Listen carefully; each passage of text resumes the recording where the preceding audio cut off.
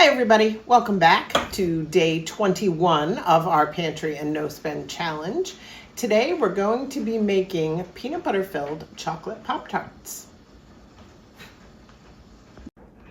Pop Tarts aren't something that Steve and I normally will buy at the store, but sometimes when you're in the middle of a pantry challenge and you're going into week 3, you have a craving for something you haven't had in a long time. Now, if any of you have tried in the past the limited edition Pop Tarts that were peanut butter, you kind of understand where we're coming from with this one. So we decided we were going to try to make our own, see how they come out, and add it to our list of amazing snacks that we can make ourselves and not buy from the store. So I'm going to be making a very simple standard pie crust with one extra ingredient to make it chocolate instead of your standard pie crust. So I'm going to start with 2 cups of all-purpose flour. I'm adding a 1/4 cup of cocoa powder. Then I'm going to use a teaspoon of baking powder.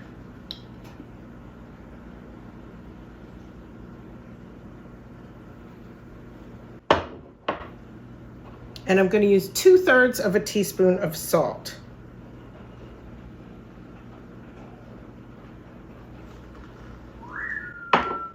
So that's it for my dry ingredients. I'm just going to use this spoon and I'm just going to stir those together real quick so that they're blended before I add my other ingredients in.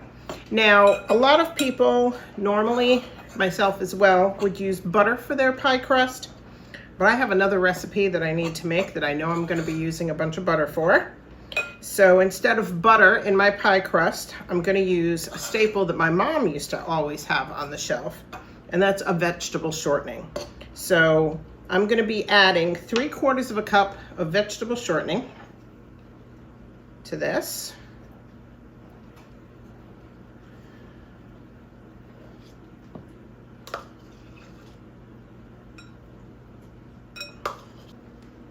So I'm just going to use my dough cutter to cut my shortening into my dry ingredients, and I'm going to get that all blended together before I add my water, because you want to handle your pie dough as little as possible once the water is added. So let me get this all cut in and I'll be back as soon as I've got that done so we can get our water added. Well, I finished cutting all that together and I'm just gonna clean off my pastry cutter here.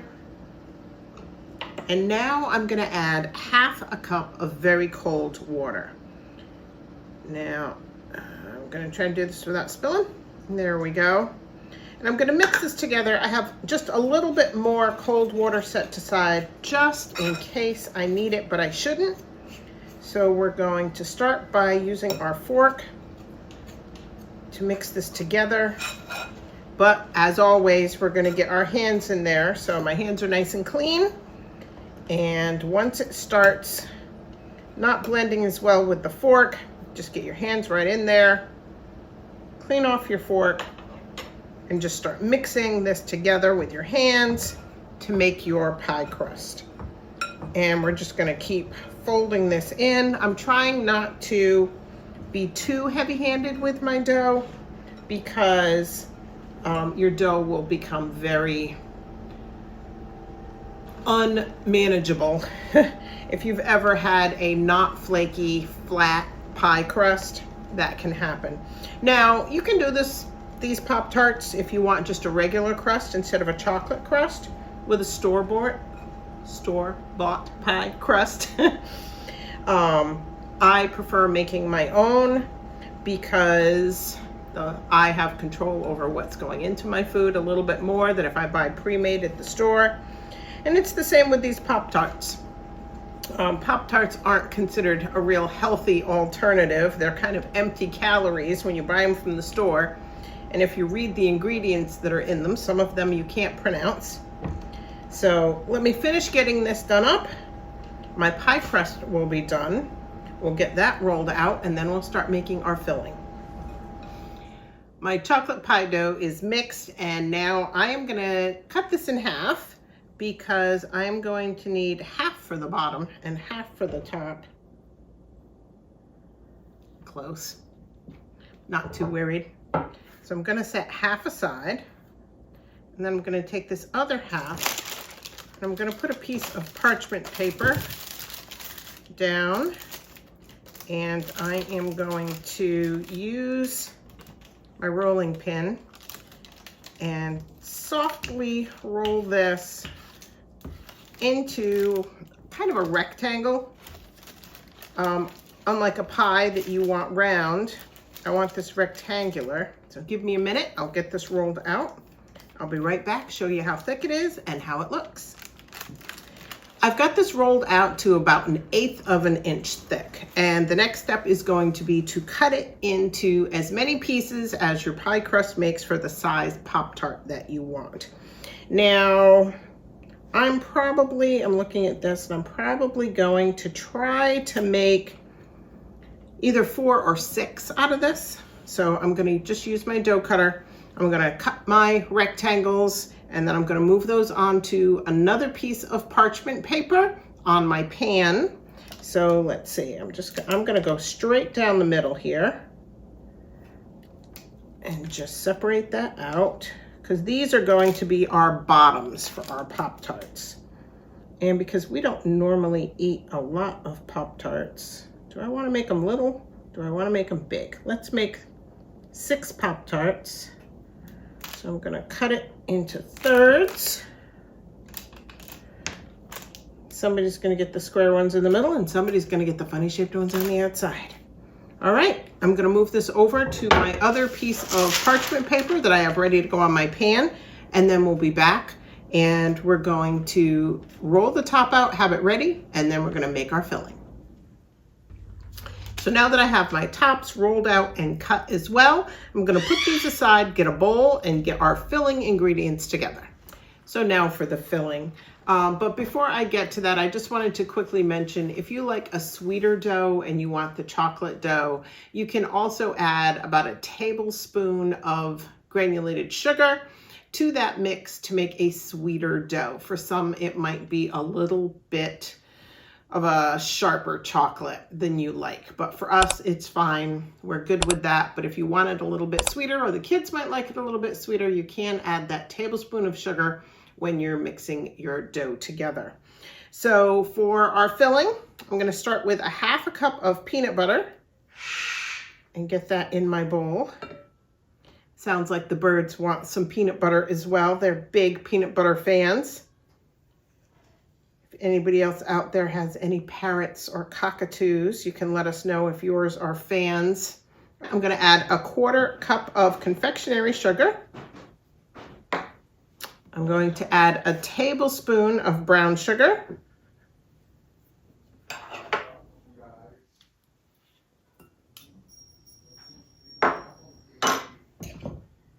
We're going to add 1/2 teaspoon of vanilla.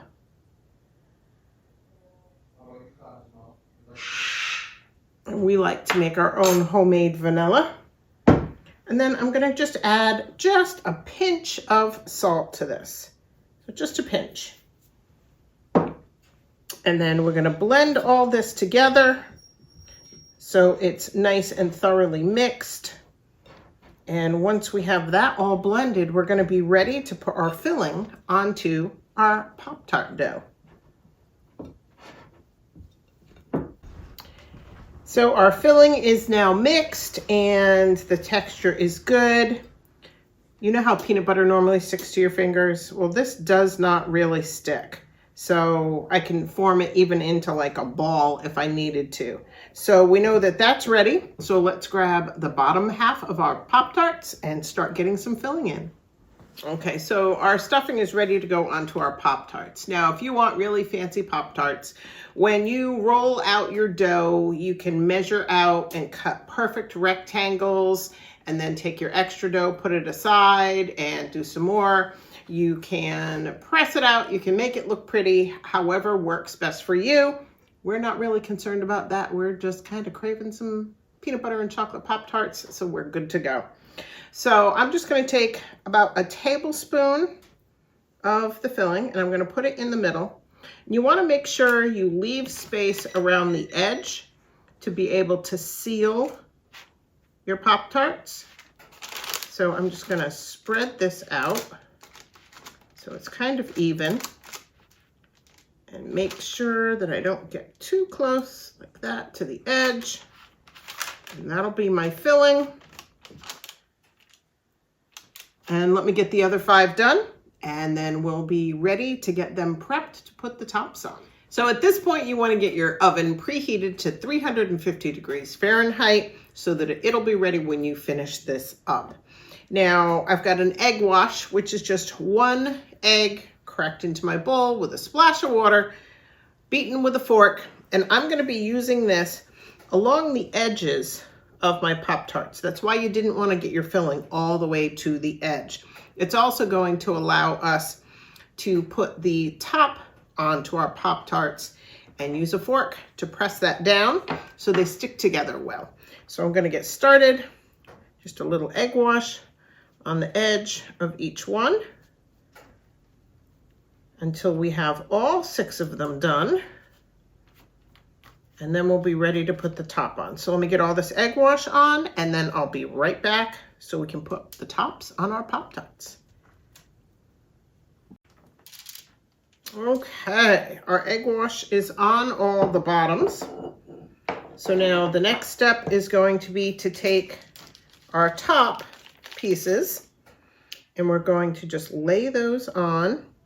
And for each one, we're just going to kind of press and squeeze our edges together gently. And then I'm going to use a fork, just like you might do on a pie crust, and I'm going to press those edges together. Now, once we get all these pressed together like this, the next step is going to be, let me get this last one done, is going to be to poke just a few holes in the top. It's going to help let air escape out of the dough during the baking process.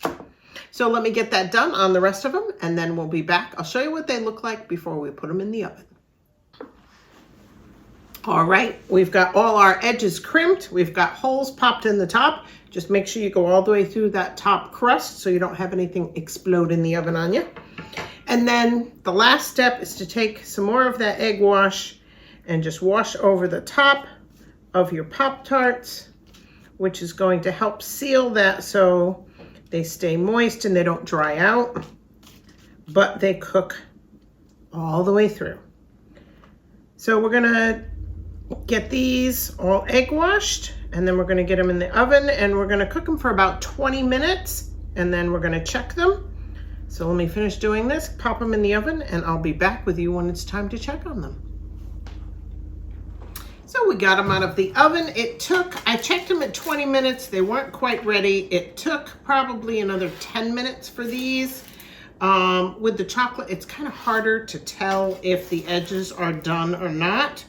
So now I'm just gonna put these on a cooling rack. We're gonna let them cool for about 15 minutes or so before we try to touch them, because I'm sure the inside is going to be molten lava.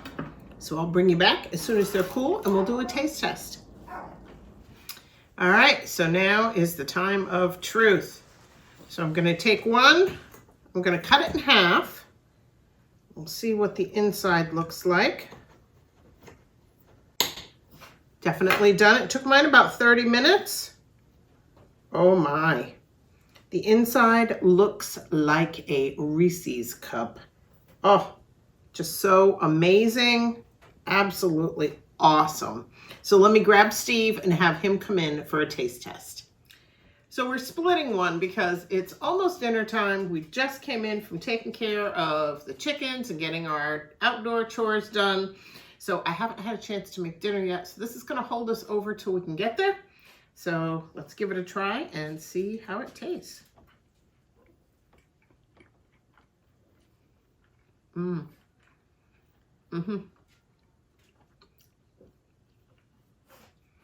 It's one of those got milk commercials. Oh, it's good. Yeah, these are really good. Yep, the crust is nice and flaky. For me, It doesn't need the added sugar for the crust. No. No, I always liked unfrosted Pop Tarts. They kind of had a very bland crust to them, and it was really all about the filling, whether it's a fruit filling or a cream filling. I didn't really do the whole frosting thing, but you could frost these. The peanut butter chocolate one, this is more to me like a dessert Pop-Tart. I wouldn't have this for breakfast. But you know, who knows, maybe. Maybe. We got a whole bunch of them here that have to be eaten, so you know. Sacrifice. So I'm probably going to try to make another batch with just a regular crust without the chocolate when I make a batch of strawberry jam, which I need to do to get my strawberries out of the freezer. And that'll be a different flavor, different taste. And something like this, the recommendation, like I said before, I think, is if you're going to reheat these, do it in an oven or a toaster oven, not necessarily your toaster. You could probably put these in a toaster. Maybe. But with peanut butter, I don't know if I would recommend that. Yeah. I mean, this is a very thick peanut butter. It didn't really melt in the oven. But if it were to melt in your toaster, you know, having oil drip onto hot elements, I don't know if I'd trust that. That would be a very bad morning.